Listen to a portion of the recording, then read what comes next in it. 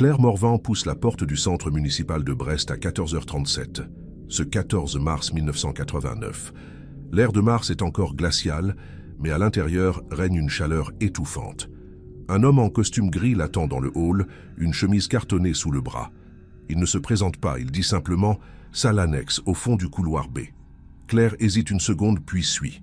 Elle ne sait pas encore qu'elle ne repassera jamais cette porte dans l'autre sens. Personne ne le sait. Le couloir est désert. Les néons grésillent au-dessus de leur tête. L'homme marche vite, sans un mot, et Claire sent son pouls s'accélérer à chaque pas. Elle travaille ici depuis 4 ans, elle connaît chaque recoin du bâtiment, mais ce couloir-là, elle ne se souvient pas l'avoir jamais emprunté. Une plaque métallique indique « accès restreint ». L'homme tourne la poignée sans frapper. La porte s'ouvre sur une pièce blanche sans fenêtre, une table, 2 chaises, rien d'autre. Claire entre, hésitante, cherchant à comprendre pourquoi on l'a convoquée ici. La porte se referme derrière elle avec un claquement sourd. L'homme s'assoit face à elle, ouvre la chemise cartonnée et commence à poser des questions. Des questions banales au début, sur son travail, ses responsabilités, ses collègues. 20 minutes plus tard, selon les estimations, Claire quitte cette salle. Du moins, c'est ce que tout le monde suppose, car après ce moment précis, plus personne ne la revoit. Pas un collègue, pas un gardien, pas un passant dans la rue. Claire Morvan, 31 ans, mère de 2 enfants, disparaît sans laisser la moindre trace. Et pendant 34 ans, personne ne comprendra vraiment ce qui s'est passé dans ce centre municipal de Brest. Jusqu'à ce qu'un simple document oublié vienne tout changer. Un document qui révélera que Claire n'aurait jamais dû être convoquée ce jour-là, et que cet entretien n'aurait jamais dû avoir lieu. En 1989, Brest est une ville portuaire dynamique, marquée par son passé militaire et sa reconstruction après-guerre. Le centre municipal où travaille Claire Morvan est un bâtiment administratif banal, fréquenté quotidiennement par des dizaines d'employés et de citoyens. Claire y occupe un poste d'assistante administrative depuis 1985. Elle est appréciée, ponctuelle, discrète. Rien dans son profil ne laisse présager un quelconque problème. Sa vie est stable. Un mari mécanicien, 2 enfants en bas âge, un pavillon modeste en périphérie. Une vie ordinaire, sans histoire, sans drame apparent. Jusqu'à ce matin du 14 mars. Ce matin-là, Claire reçoit un appel téléphonique à son bureau. Une voix masculine, neutre, lui demande de se présenter pour un entretien de vérification administrative à 14h30. Aucun détail supplémentaire. Claire ne pose pas de questions. Elle suppose qu'il s'agit d'une procédure de routine, peut-être liée à un dossier en cours. Elle prévient sa collègue qu'elle s'absente 1 heure, range ses affaires et descend. À ce moment-là, elle ne se doute de rien. Elle pense revenir dans quelques minutes, reprendre son travail, rentrer chez elle le soir comme d'habitude, mais ce rendez-vous n'est enregistré nulle part, et personne ne sait vraiment qui l'a convoqué. Mais ce rendez-vous n'est enregistré nulle part. Aucune convocation officielle, aucun ordre de mission, aucune trace dans les agendas internes.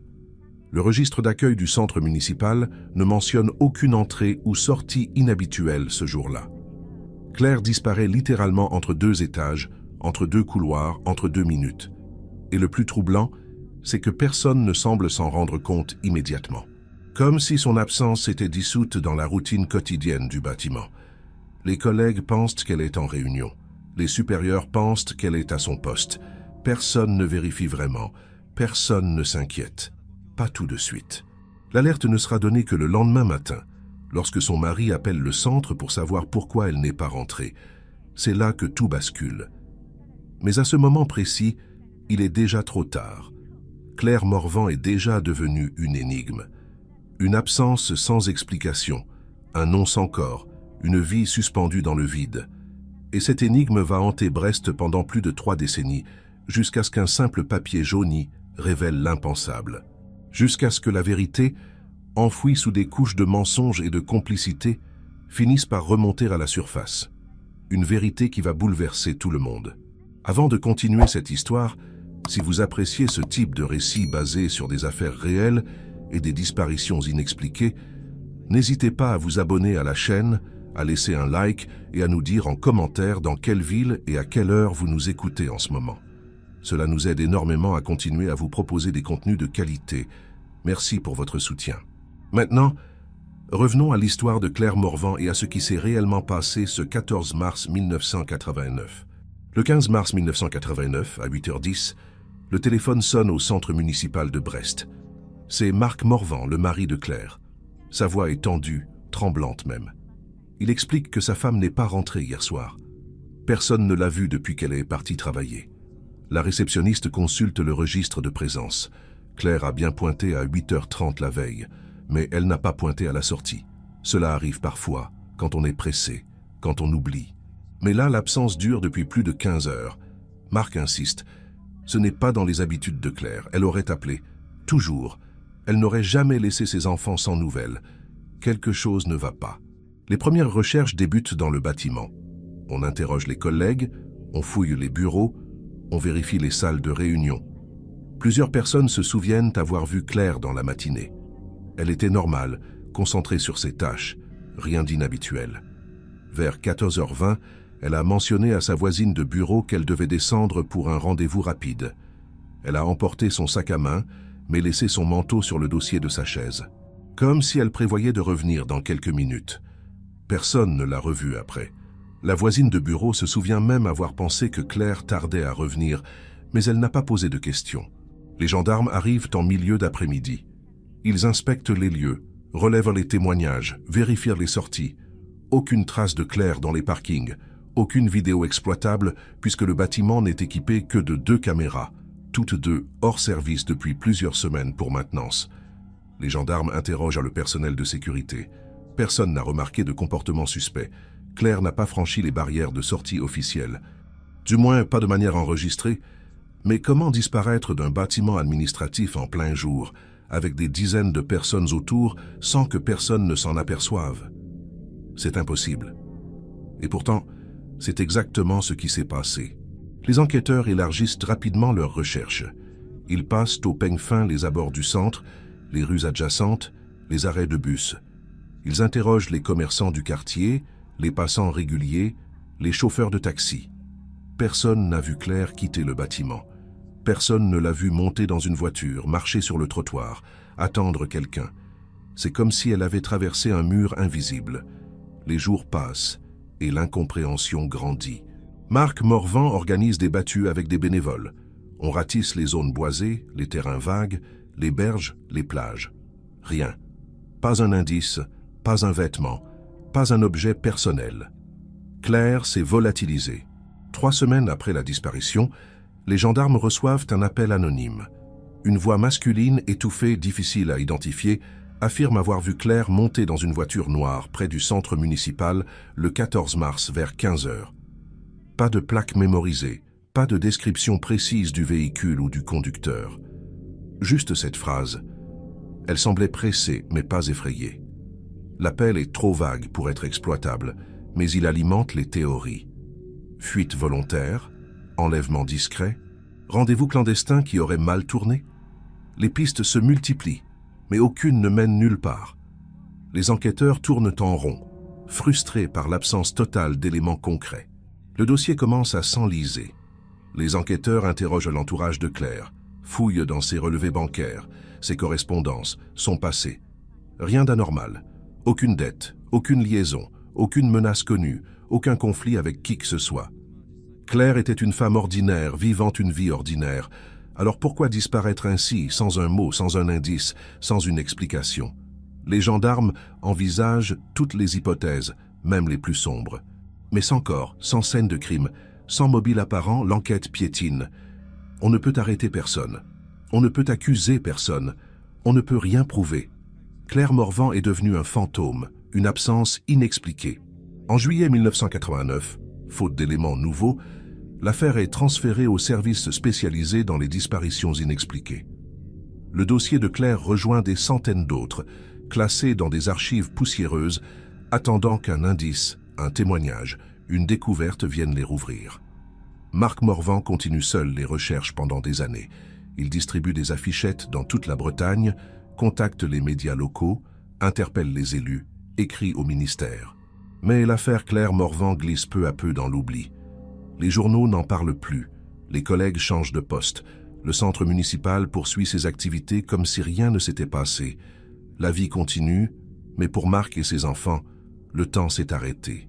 Pourtant, dans les sous-sols du bâtiment, une vérité reste tapie dans l'ombre, une vérité que personne ne cherche vraiment à découvrir, parce que personne ne sait exactement où regarder, parce que certains documents, certains registres, certaines zones du centre municipal échappent aux contrôles habituels. Et parce qu'en 1989, l'administration française fonctionne encore beaucoup sur papier, avec des failles béantes dans la traçabilité. Claire Morvan est devenue un fantôme administratif. Un non sans corps, une absence sans explication. Et cette absence va durer 34 ans jusqu'à ce qu'un hasard vienne tout bouleverser. Un hasard qui va enfin révéler ce qui s'est réellement passé. Les années passent. Marc finit par déménager avec ses enfants, incapable de rester dans cette maison où l'absence de Claire résonne encore à chaque instant. Les gendarmes ferment officiellement l'enquête en 1995, après 6 ans d'impasse totale. Le dossier est archivé. Claire Morvan rejoint la longue liste des disparitions non résolues de l'ouest de la France. Et pendant près de 30 ans, personne ne rouvre ce dossier.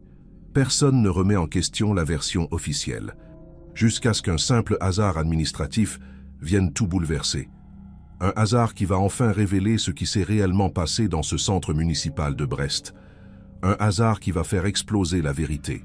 En 2023, le centre municipal de Brest subit une modernisation numérique. Tous les anciens registres papier doivent être numérisés et archivés numériquement.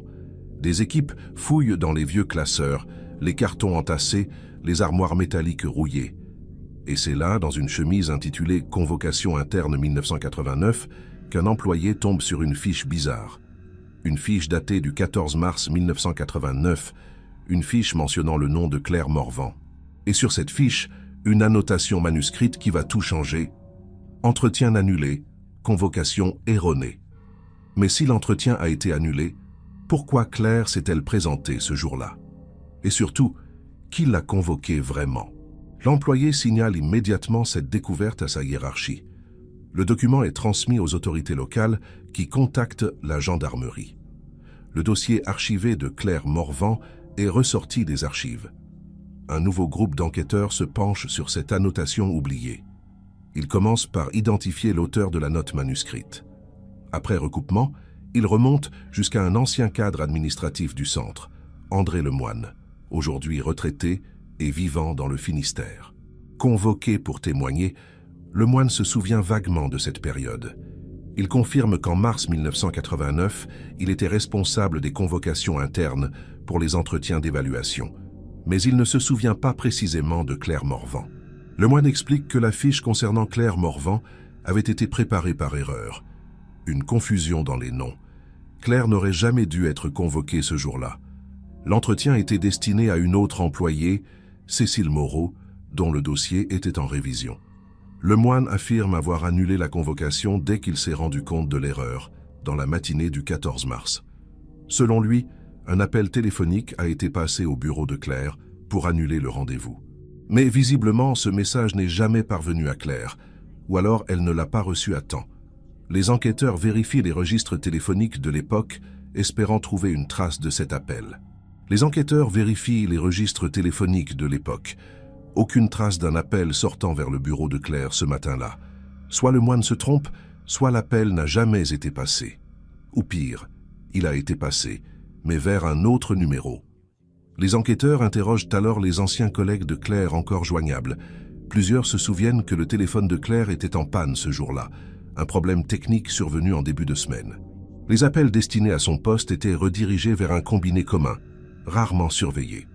Il est donc tout à fait possible que le message d'annulation ne soit jamais arrivé jusqu'à elle. Mais cela n'explique pas tout. Si Claire s'est présentée par erreur à un entretien annulé, pourquoi a-t-elle été reçue malgré tout? Qui était l'homme en costume gris qui l'a emmenée vers la salle annexe? Et surtout, pourquoi cette salle n'apparaît-elle nulle part dans les plans officiels du centre municipal? Les enquêteurs décident de retourner sur place. Le bâtiment a peu changé en 34 ans. Les couloirs sont les mêmes, les bureaux aussi. Mais le fameux couloir B mentionné par plusieurs témoins de l'époque reste introuvable sur les plans actuels. Les enquêteurs fouillent méthodiquement, inspectent chaque recoin, chaque porte, chaque escalier. Et finalement, Ils trouvent quelque chose. Les équipes fouillent le bâtiment pendant plusieurs jours. Elles finissent par identifier une zone condamnée au sous-sol, accessible uniquement par une porte dérobée dissimulée derrière une armoire métallique. Derrière cette porte, un escalier étroit descend vers un niveau inférieur. Là, une série de salles oubliées, jamais répertoriées dans les archives modernes. Des pièces sans fenêtres, aux murs nus avec des traces d'utilisation récentes, câbles électriques, prises murales, vestiges de mobilier. Ces salles étaient-elles encore en service en 1989? Et si oui, à quoi servaient-elles vraiment? Les enquêteurs prennent des photos, relèvent des empreintes, collectent des échantillons. Ils cherchent des indices, n'importe quoi qui pourrait expliquer ce qui s'est passé. Les enquêteurs contactent d'anciens employés du centre, notamment ceux ayant travaillé dans les services techniques. Un ancien électricien, aujourd'hui octogénaire, se souvient de ces salles.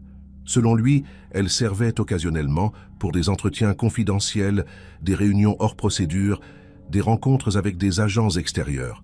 Rien d'officiel, rien de tracé. Des espaces fantômes, utilisés de manière informelle par certains cadres ayant besoin de discrétion. Mais pourquoi Claire aurait-elle été emmenée dans un tel endroit pour un simple entretien administratif de routine? Cela n'a aucun sens. Les enquêteurs commencent à soupçonner que cet entretien n'était pas du tout ce qu'on avait fait croire à Claire. Les enquêteurs épluchent les anciens organigrammes du centre. Ils découvrent qu'en 1989, plusieurs agents de services non identifiés travaillaient temporairement dans le bâtiment. Pas des employés municipaux classiques, plutôt des prestataires externes, des consultants mandatés par des ministères pour des audits internes, des vérifications de conformité. Certains de ces agents avaient accès à des zones restreintes. Certains menaient des interrogatoires sans formalisme, dans le cadre de procédures disciplinaires discrètes. L'un d'eux pourrait-il avoir convoqué Claire par erreur, puis réalisé trop tard qu'elle n'était pas la bonne personne? Les enquêteurs commencent à entrevoir une possibilité troublante. Les pistes se précisent. Les enquêteurs identifient un prestataire externe présent au centre municipal entre février et avril 1989, une société de conseil en gestion administrative mandatée pour évaluer les performances du personnel. Cette société n'existe plus aujourd'hui, mais les archives fiscales permettent de remonter jusqu'à ses anciens dirigeants. L'un d'eux accepte de témoigner. Il se souvient vaguement de cette mission à Brest. Il confirme que son équipe menait des entretiens individuels avec certains employés, souvent sans prévenir officiellement les intéressés pour éviter les biais. Tout se faisait de manière informelle, rapide, discrète. Cela commençait à correspondre à ce que Claire avait vécu. Mais ce témoignage soulève une nouvelle question. Si Claire a été convoquée par erreur et interrogée dans une de ces salles annexes, pourquoi n'est-elle jamais ressortie? L'entretien n'aurait dû durer que quelques minutes. Ensuite, elle aurait dû regagner son bureau. Alors que s'est-il passé pendant ces 20 minutes? Les enquêteurs interrogent l'ancien prestataire sur le contenu type de ces entretiens. Il explique qu'il s'agissait principalement de questions sur la charge de travail, les relations hiérarchiques, l'ambiance générale. Rien de personnel, rien de conflictuel, du moins en théorie. Mais en pratique, certains de ces entretiens pouvaient déraper si un employé mentionnait des informations sensibles.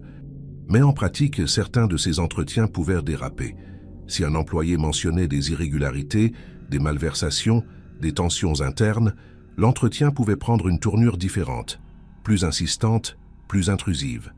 Et si Claire, sans le vouloir, avait révélé quelque chose qu'elle n'aurait pas dû savoir, quelque chose qui aurait mis certaines personnes en danger? Les enquêteurs se penchent alors sur les activités du centre municipal en 1989. Ils découvrent que plusieurs dossiers sensibles transitaient par ce bâtiment à cette époque. Gestion de subventions européennes, passation de marchés publics, dossiers liés à la défense nationale via le port militaire de Brest. L'un de ces dossiers attire particulièrement leur attention. En mars 1989, une enquête interne était en cours concernant des soupçons de détournement de fonds dans un service du centre. Claire Morvan travaillait justement dans ce service. Pas directement impliquée, mais elle avait accès à certains documents comptables. Si, pendant l'entretien imprévu, elle avait mentionné des anomalies, des incohérences qu'elle avait remarquées sans y prêter attention, cela aurait pu déclencher une réaction rapide, Une réaction définitive. Mais comment le prouver 34 ans plus tard? Les enquêteurs décident de creuser encore plus profondément. Ils veulent comprendre exactement ce qui se passait dans ce service en mars 1989. Les enquêteurs décident de creuser l'enquête interne de 1989. Ils exhument les archives du service comptable du centre municipal.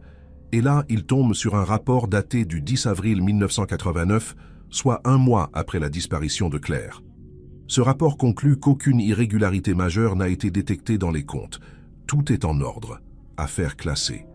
Mais en lisant entre les lignes, les enquêteurs remarquent des zones d'ombre. Plusieurs justificatifs de dépenses manquent. Certaines transactions ne sont documentées que partiellement. Et surtout, le rapport mentionne que 2 employés clés n'ont pas pu être auditionnés. L'un en arrêt maladie prolongé, l'autre, Claire Morvan, portée disparue. C'est trop de coïncidences.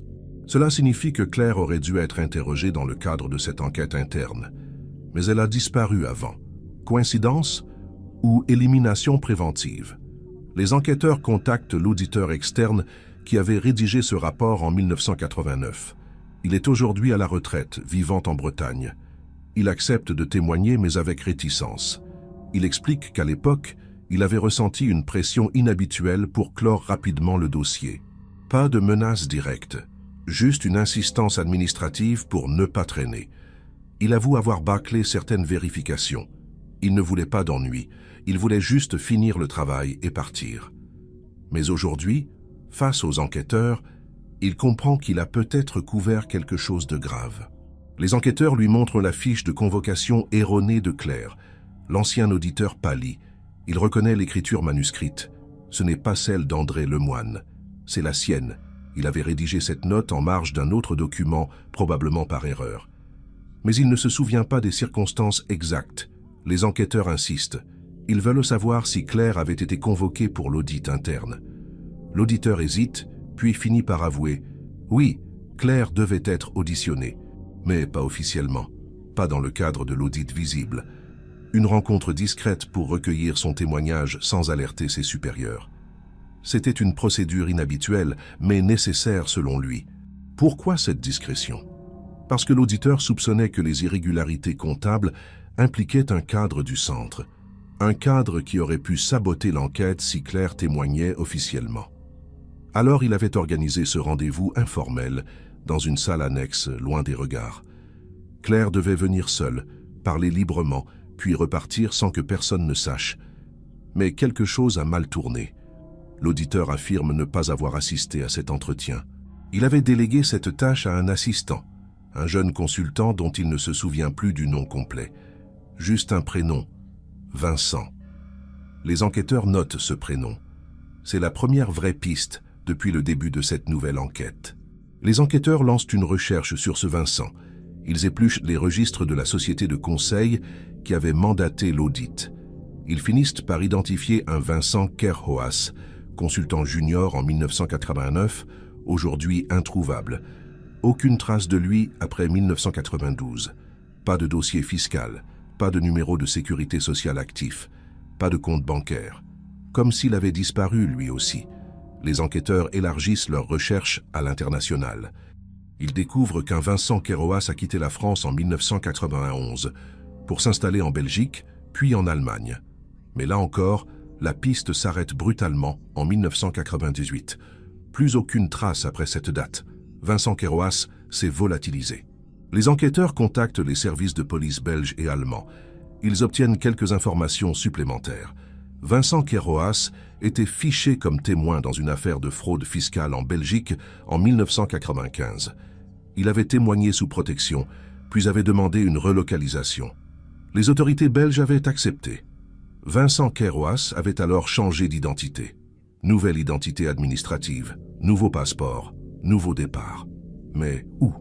Les enquêteurs français demandent l'accès au dossier protégé. Refus, secret défense, procédure classée. Impossible d'aller plus loin par cette voie. Les enquêteurs se retrouvent dans une impasse, mais ils ne lâchent rien. Il doit y avoir un autre moyen de retrouver Vincent Kerhoas. Alors les enquêteurs changent de stratégie. Ils retournent vers l'auditeur retraité. Ils lui montrent toutes les pièces du puzzle. La fiche erronée, l'audit bâclé, la disparition de Vincent Queiroz, les zones d'ombre comptables. Il lui demande de reconstituer précisément ce qui s'est passé le 14 mars 1989. L'auditeur finit par craquer. Il avoue avoir menti par omission. Il était présent ce jour-là. Pas physiquement dans la salle annexe, mais dans un bureau adjacent. Il écoutait l'entretien via un interphone interne. Et il a entendu quelque chose qu'il n'aurait jamais dû entendre. Quelque chose qui a tout changé.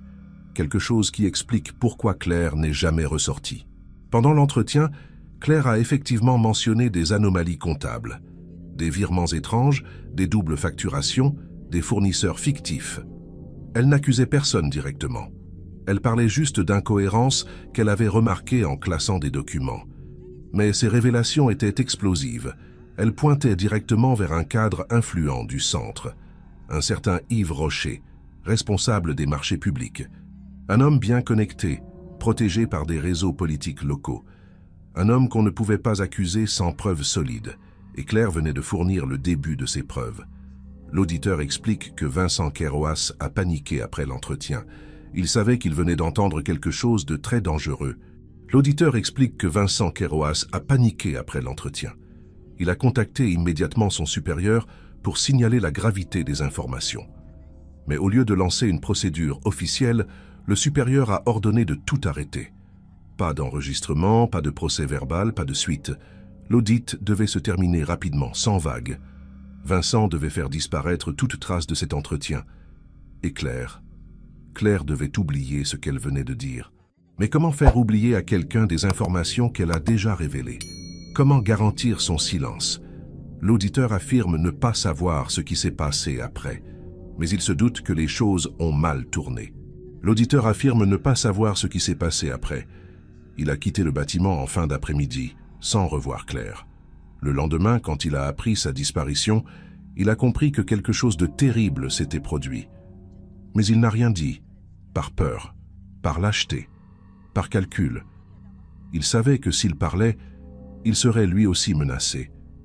Alors il a fermé les yeux, il a signé son rapport bidon, il a encaissé son chèque, et il a essayé de vivre avec ce poids pendant 34 ans. Mais aujourd'hui, face aux enquêteurs, il craque. Il veut enfin soulager sa conscience. Il veut que la vérité éclate, même si cela doit le détruire. Les enquêteurs enregistrent intégralement son témoignage, puis ils le placent sous protection. Parce que si l'auditeur dit vrai, cela signifie que la disparition de Claire Morvan n'est pas un accident. Ce n'est pas une fuite volontaire, c'est un crime commis pour protéger des intérêts puissants, un crime couvert par des complicités institutionnelles, et si ces complicités existent encore aujourd'hui, le témoignage de l'auditeur pourrait déclencher une onde de choc. Les enquêteurs décident d'agir vite. Ils lancent une perquisition au domicile de l'ancien cadre Yves Rocher, aujourd'hui âgé de 78 ans. Ils veulent des réponses. Ils veulent la vérité. Et ils vont l'obtenir. Yves Rocher vit désormais dans une grande propriété isolée près de Quimper. Les gendarmes arrivent à l'aube avec un mandat de perquisition. Rocher les accueille avec un calme troublant. Il ne proteste pas. Il ne demande pas d'avocat. Il se contente de dire « Je savais que vous finiriez par venir ». Les enquêteurs fouillent la maison. Ils découvrent rapidement une pièce fermée à clé au sous-sol. Rocher hésite, puis tend la clé. À l'intérieur, des dizaines de cartons remplis de documents. Des archives personnelles, des contrats, des factures, des correspondances, et surtout un journal intime manuscrit couvrant les années 1985 à 1995. Les enquêteurs saisissent tout. Les enquêteurs saisissent tout. Ils emportent Rocher au commissariat pour interrogatoire. Là, face aux enquêteurs, Rocher finit par parler. Il confirme que Claire Morvan a été convoquée ce jour-là dans le cadre d'un audit interne non officiel. Il confirme qu'elle a révélé des informations sensibles sur des détournements de fonds, mais il nie toute implication directe dans sa disparition. Selon lui, il a simplement signalé le problème à ses supérieurs. Ce sont eux qui ont décidé de la suite. Lui n'a fait qu'obéir. Il n'a rien vu, rien fait. Il était juste un rouage dans une machine plus grande. Les enquêteurs ne le croient pas. Ils lisent le journal intime. Les enquêteurs ne le croient pas entièrement. Ils lisent le journal intime. Et là, ils trouvent une entrée datée du 15 mars 1989, le lendemain de la disparition de Claire. Rocher y écrit « Tout est réglé. Vincent a géré la situation. Pas de traces, pas de risque. L'audit peut continuer. Cette phrase suffit à impliquer directement Rocher. Il savait, il a couvert, il a peut-être même ordonné. Les enquêteurs le confrontent. Rocher reste silencieux pendant plusieurs minutes, puis finit par lâcher. Vincent a fait ce qu'il fallait, c'était elle ou nous, on n'avait pas le choix. Les enquêteurs exigent des détails, et Rocher finit par tout raconter. Rocher explique que Vincent Queyroas avait reçu l'ordre de neutraliser le problème. Pas forcément de tuer Claire, mais de s'assurer qu'elle ne parlerait jamais. Vincent avait proposé une solution radicale, faire disparaître Claire en simulant une fuite volontaire. Le plan était simple. Après l'entretien, Vincent devait la convaincre de quitter le bâtiment discrètement sous prétexte de la protéger. Il devait l'emmener dans un lieu sûr, loin de Brest, le temps que l'audit se termine. Ensuite, elle pourrait revenir. Mais Claire a refusé, elle voulait rentrer chez elle. Elle voulait parler à son mari. Alors Vincent a paniqué. Il a improvisé. Selon Rocher, Vincent a improvisé. Il a retenu Claire dans une des salles annexes pendant plusieurs heures. Il a essayé de la convaincre puis de la menacer. Mais Claire résistait. Elle criait. Elle se débattait. Vincent a perdu le contrôle. Il l'a frappée pour la faire taire, un coup trop fort. Claire s'est effondrée. Vincent a vérifié son pouls. Plus rien. Il venait de tuer Claire Morvan. Accidentellement, selon lui. Mais c'était fait. Et maintenant, il fallait gérer les conséquences. Vincent a contacté Rocher en urgence. Rocher a appelé ses supérieurs. Ensemble, ils ont décidé de faire disparaître le corps. C'était la seule solution pour protéger tout le monde. Les enquêteurs écoutent, pétrifiés. Rocher continue. Il explique que le corps de Claire a été sorti du centre municipal pendant la nuit, dissimulé dans une caisse en bois marquée « Matériel archivé ». Personne n'a rien vu. Le lendemain, la caisse a été transportée vers un site industriel désaffecté près de Brest. Là, le corps a été incinéré dans un vieux four. Les cendres ont été dispersées dans la mer. Aucune trace, aucune preuve. Claire Morvan avait littéralement disparu. Et pendant 34 ans, personne n'a su la vérité, sauf Rocher, Vincent et quelques complices haut placés qui ont protégé le secret. Les enquêteurs enregistrent tout. Ils demandent les noms des complices. Les enquêteurs enregistrent tout. Ils demandent les noms des complices. Rocher hésite. Il sait que donner ces noms signera peut-être son arrêt de mort. Mais il est épuisé. Il en a assez de porter ce fardeau. Il lâche 3 noms. Un ancien préfet aujourd'hui décédé, un directeur régional de l'administration toujours en poste, et un avocat influent lié à plusieurs affaires de corruption. Ces 3 hommes avaient orchestré la couverture. Ils avaient fait pression sur les enquêteurs de l'époque pour classer rapidement l'affaire. Ils avaient détruit des documents, falsifié des registres, intimidé des témoins. Tout pour protéger Rocher et éviter un scandale qui aurait éclaboussé toute l'administration. Les enquêteurs lancent immédiatement des procédures contre ces 3 individus. Le directeur régional est placé en garde à vue. L'avocat fuit à l'étranger avant d'être interpellé. Quant à Vincent Queyroas, les recherches s'intensifient. Les services de renseignement français sont mobilisés. Et finalement, après plusieurs semaines, Vincent est localisé. Il vit sous une nouvelle identité en Espagne, dans un petit village près de Valence.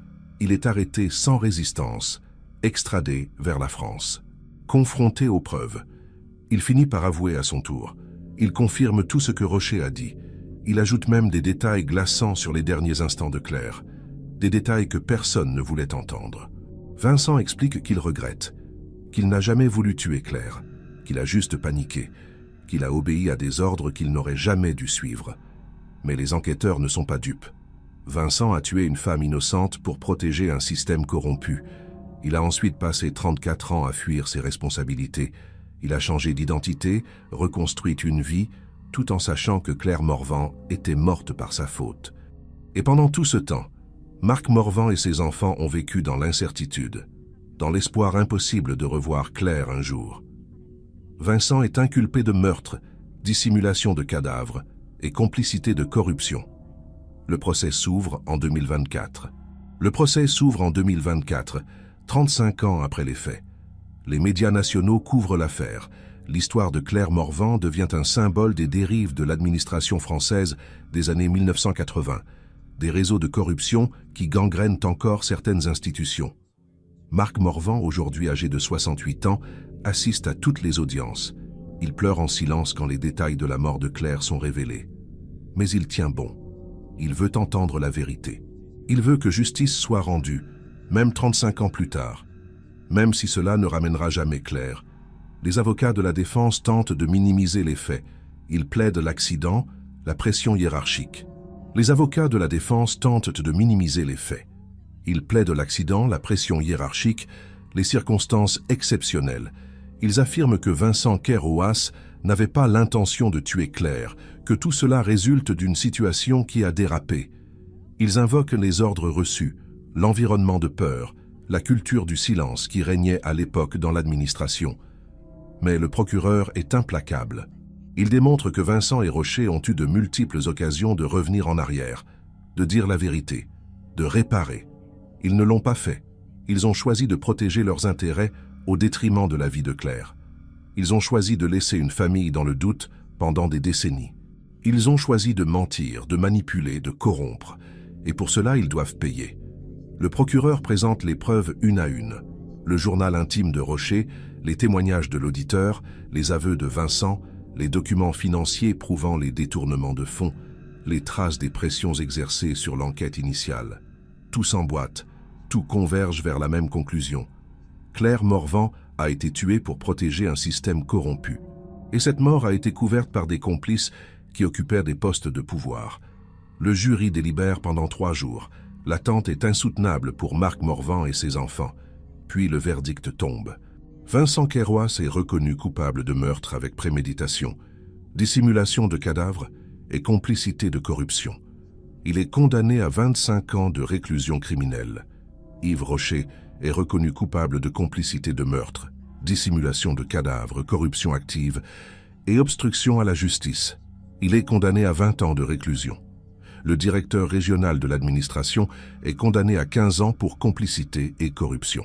L'avocat influent jugé par contumace est condamné à 18 ans. Un mandat d'arrêt international est émis contre lui. Ces condamnations marquent un tournant dans l'histoire judiciaire française. Elles envoient un message clair. Personne n'est au-dessus des lois. Mais au-delà des peines de prison, le procès révèle l'ampleur du système corrompu qui a permis la disparition de Claire Morvan. Les enquêteurs découvrent que les détournements de fonds au centre municipal de Brest n'étaient qu'une petite partie d'un réseau bien plus vaste. Des millions d'euros de subventions européennes ont été détournés entre 1985 et 1995 par un groupe de cadres administratifs et d'élus locaux. Claire Morvan était tombée par hasard sur une pièce de ce puzzle. Et pour protéger ce système, on l'a tuée. Des dizaines d'autres affaires similaires sont rouvertes. Des audits sont lancés, des têtes tombent. Le scandale ébranle toute l'administration française. Marc Morvan obtient enfin des réponses. Il sait maintenant ce qui est arrivé à Claire. Il sait qu'elle n'a pas fui, qu'elle n'a pas choisi de partir. Elle a été victime d'un engrenage qu'elle n'avait même pas vu venir. Elle était juste une employée administrative consciencieuse, tombée au mauvais endroit au mauvais moment. Marc porte plainte contre l'État français pour dysfonctionnement grave et manquement à l'enquête initiale. Une commission d'enquête parlementaire est créée pour examiner les défaillances institutionnelles qui ont permis cette affaire. Les conclusions sont accablantes. Elles révèlent un système gangréné par la corruption, les pressions politiques et l'omerta.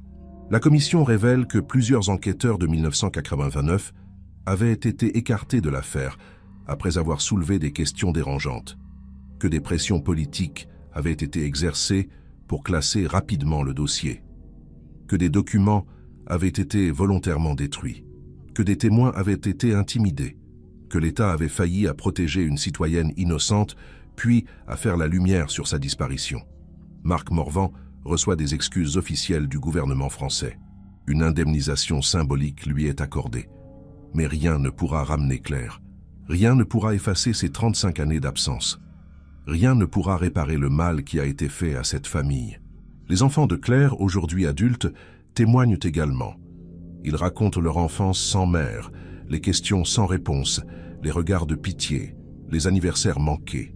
Ils parlent de leur colère contre ceux qui ont tué leur mère, mais aussi contre ceux qui ont couvert le crime, contre ceux qui ont menti, contre ceux qui ont choisi le silence. Ils exigent que cette affaire serve de leçon, que les institutions françaises se réforment, que la transparence devienne la norme, que plus jamais une personne innocente ne disparaisse ainsi dans les rouages de l'administration. Leurs témoignages émeuvent toute la France. Ils donnent un visage humain à cette tragédie administrative. Le centre municipal de Brest est fermé temporairement pour inspection complète. Les salles annexes sont scellées. Une enquête interne est lancée pour identifier toutes les zones non répertoriées du bâtiment. On découvre que plusieurs autres pièces similaires existent encore, dissimulées dans les sous-sols et les étages supérieurs. Ces espaces avaient servi au fil des décennies à des activités non officielles, entretiens disciplinaires sauvages, réunions politiques clandestines, même des interrogatoires policiers hors procédure. Le scandale éclate. Le maire de Brest démissionne. Le préfet est muté. Des réformes sont annoncées. Le bâtiment est entièrement cartographié et sécurisé. Plus aucune zone cachée ne doit exister. L'affaire Claire Morvan devient un cas d'école dans les formations des forces de l'ordre. Elle illustre les dangers des zones grises administratives, des procédures informelles, des systèmes opaques. Elle montre comment une simple erreur de convocation peut dégénérer en tragédie quand elle rencontre un environnement corrompu. Elle rappelle que chaque citoyen a droit à la transparence, à la protection, à la justice, et que l'État a le devoir absolu de garantir ses droits, sans exception. Des manuels sont rédigés, des protocoles sont renforcés, des contrôles sont multipliés, des formations obligatoires sont instaurées. L'affaire Claire Morvan change profondément la manière dont l'administration française fonctionne. Mais au-delà des réformes institutionnelles, l'affaire Claire Morvan laisse une trace indélébile dans la mémoire collective bretonne. Des plaques commémoratives sont installées devant le centre municipal de Brest. Une rue porte désormais le nom de Claire Morvan. Une association est créée pour soutenir les familles de disparus et faire pression pour que chaque affaire soit traitée avec sérieux. Marc Morvan devient l'un des porte-parole de cette association. Il témoigne dans les écoles, les universités, les médias. Il raconte l'histoire de Claire. Il refuse que sa mémoire soit oubliée. Il refuse que son sacrifice soit vain. Il veut que l'histoire de Claire serve d'avertissement pour les générations futures. Vincent Kérois et Yves Rocher purgent leur peine dans des établissements pénitentiaires différents. Vincent refuse toute interview, tout témoignage supplémentaire. Il vit dans le silence, rongé par la culpabilité. Rocher, lui, accepte quelques entretiens. Il tente de se justifier, de minimiser sa responsabilité. Mais personne ne le croit. Il est devenu le symbole de la lâcheté administrative, de ces cadres qui choisissent leur carrière au détriment de la vie humaine. Certains anciens collègues le visitent en prison. D'autres refusent tout contact. Rocher vieillit seul, abandonné, détesté. Sa famille a coupé les ponts. Ses amis ont disparu. Il n'a plus rien, sauf ses regrets. L'avocat influent, toujours en fuite, finit par être arrêté 2 ans plus tard au Maroc. Extradé, jugé, condamné, il rejoint Rocher et Vincent en prison. Les 3 hommes ne se parlent jamais. Ils partagent la même infamie, mais pas la même cellule. Ils savent que leur nom restera pour toujours associé à cette affaire, que leurs enfants, leurs petits-enfants porteront ce fardeau, que l'histoire les a déjà jugés, et que ce jugement est sans appel. Ils ont tué Claire Morvan. Pas directement pour certains, mais par complicité, par lâcheté, par calcul. Et cette mort pèse sur eux pour l'éternité. Ils mourront en prison, oubliés de tous, sauf des historiens. Marc Morvan, lui, trouve une forme de paix. Pas un oubli, jamais un oubli, mais une acceptation. Il sait maintenant. Il peut enfin faire son deuil. Il organise une cérémonie d'adieu pour Claire, 35 ans après sa disparition. Une cérémonie simple dans une petite église de Brest. Toute la ville est là. Les anciens collègues, les voisins, les amis, les journalistes, les inconnus touchés par l'histoire. Marc lit un texte qu'il a écrit pour Claire. Il lui parle comme si elle était là. Il lui dit qu'il l'a attendue pendant toutes ces années, qu'il a cru, espéré, cherché, qu'il n'a jamais abandonné, et qu'enfin aujourd'hui, il peut lui dire au revoir. Les cendres symboliques de Claire, reconstituées à partir de traces ADN retrouvées sur d'anciens objets personnels, sont dispersées dans la mer à Brest, là où, 35 ans plus tôt, ces véritables cendres avaient été jetées par ces meurtriers. Mais cette fois, c'est différent. Cette fois, c'est un acte d'amour, de mémoire, de respect. Claire Morvan repose enfin en paix. Et son histoire, désormais connue de tous, rappelle à chaque citoyen l'importance de la vigilance, de la transparence, de la justice. Elle rappelle que derrière chaque dossier administratif, il y a une vie, et que cette vie mérite protection, dignité, vérité. Claire n'est plus une disparue. Elle est une mémoire vivante. L'affaire Claire Morvan s'est refermée juridiquement en 2024. Mais elle continue de résonner dans la société française. Elle a déclenché une vague de réformes dans l'administration publique, renforcé les droits des citoyens face aux procédures opaques et rappelé aux institutions leur responsabilité absolue envers ceux qu'elles sont censées servir. Claire n'est plus une disparue inexpliquée. Elle est une victime reconnue. Et sa mémoire honore désormais toutes celles et ceux qui, comme elle, ont disparu dans les angles morts d'un système défaillant. Des lois sont votées pour renforcer la transparence administrative et protéger les lanceurs d'alerte. L'affaire Claire Morvan devient un symbole. Marc Morvan a dédié les dernières années de sa vie à cette cause. Il voyage à travers la France, rencontre des familles de disparus, témoigne devant des commissions parlementaires, participe à des documentaires. Il devient une voix pour ceux qui n'en ont plus. Il est décédé en 2027 à l'âge de 71 ans, entouré de ses enfants et petits-enfants. Ses dernières paroles furent pour Claire « Je t'ai retrouvé. Je peux enfin te rejoindre ». Il repose aujourd'hui aux côtés du mémorial de Claire, face à la mer. Et chaque année, le 14 mars, une cérémonie commémorative rassemble des centaines de personnes devant le centre municipal de Brest. Chaque année, on y lit des noms de disparus. On y allume des bougies. On y rappelle que la justice, même tardive, doit toujours triompher.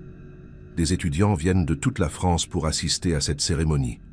Des journalistes couvrent l'événement. Des familles de disparus trouvent réconfort et solidarité. L'histoire de Claire Morvan est enseignée dans les écoles, utilisée dans les formations professionnelles, citée dans les débats politiques. Elle est devenue une référence, un avertissement, un symbole de ce qui ne doit plus jamais arriver. Marc aurait été fier de voir à quel point l'histoire de Claire continue d'inspirer et de protéger. L'histoire de Claire Morvan rappelle une vérité essentielle. Dans une démocratie, aucune vie ne doit être sacrifiée sur l'autel du secret, de la corruption ou de la lâcheté. Chaque citoyen a le droit de savoir, de comprendre, de demander des comptes. Et chaque institution a le devoir de répondre, de protéger, de servir.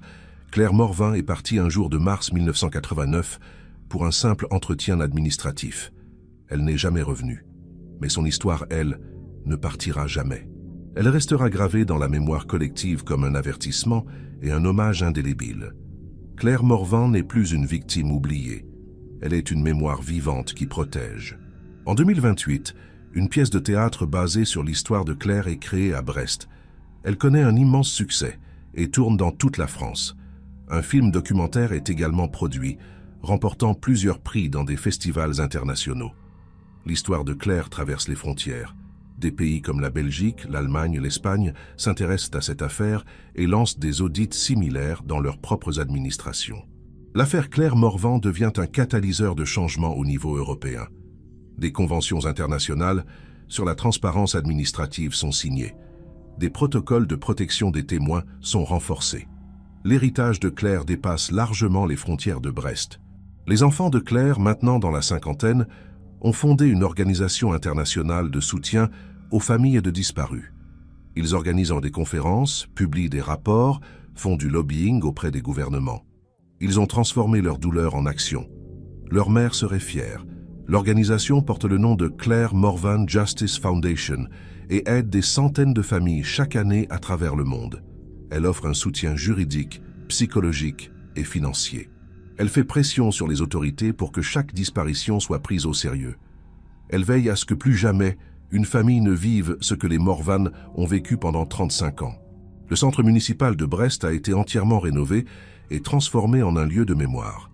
Une partie du bâtiment abrite désormais un musée dédié aux victimes de dysfonctionnements institutionnels.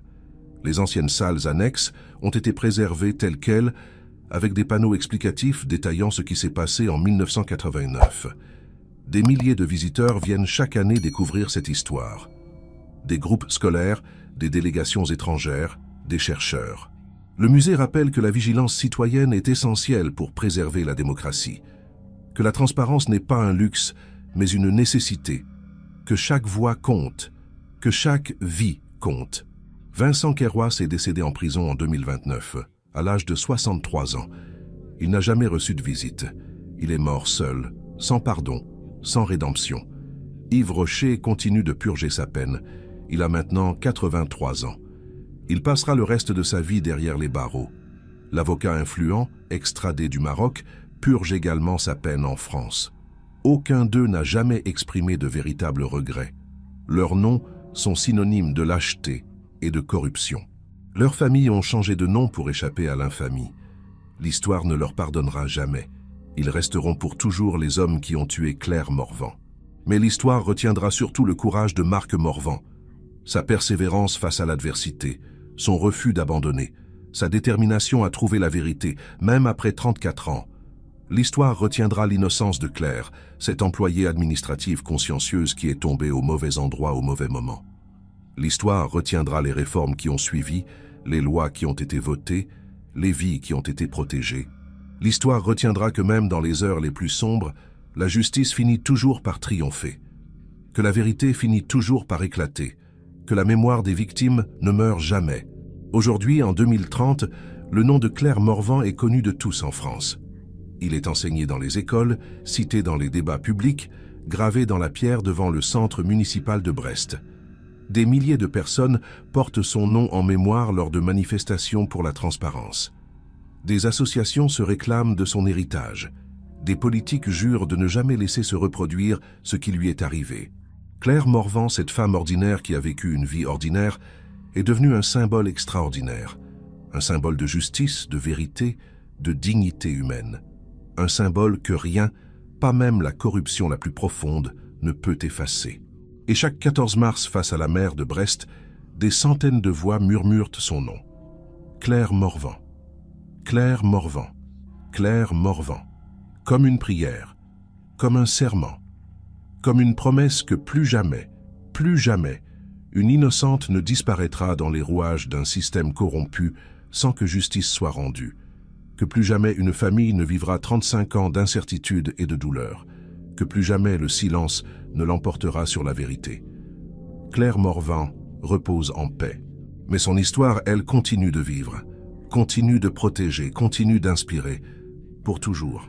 Les vagues de l'océan Atlantique continuent de battre les côtes de Brest, comme elles le faisaient en 1989, comme elles le feront toujours. Mais maintenant, elles portent avec elles le nom de Claire Morvan. Elles le murmurent aux rochers, aux plages, aux navires qui passent. Elle raconte son histoire aux générations futures. Elle rappelle que chaque vie compte, que chaque voix mérite d'être entendue, que chaque vérité mérite d'être révélée, et que même après 34 ans de silence, la justice peut encore triompher. Claire Morvan n'est plus une disparue, elle est une mémoire éternelle. L'affaire Claire Morvan restera à jamais gravée dans l'histoire de la justice française, comme un rappel poignant de ce qui peut arriver quand les institutions privilégient leur image au détriment de la vérité. Elle a changé des lois, transformé des mentalités, sauvé des vies. Claire Morvan est partie ce jour de mars 1989 sans savoir qu'elle allait devenir un symbole. Mais aujourd'hui, son nom résonne comme un avertissement et une promesse. Que plus jamais l'opacité administrative ne protégera les coupables et que chaque citoyen mérite justice, dignité et vérité, même 35 ans après. Marc et Claire Morvan reposent désormais côte à côte, face à la mer qu'ils aimaient tant. Leurs enfants et petits-enfants continuent de porter leur mémoire avec fierté et détermination. Et chaque année, le 14 mars, Brest se souvient, la France se souvient, le monde se souvient. Que l'histoire de Claire Morvan serve d'inspiration à tous ceux qui luttent pour la justice, pour la transparence, pour un monde où plus personne ne disparaîtra dans les angles morts du pouvoir. Claire Morvan ne sera jamais oubliée. Son histoire vivra éternellement.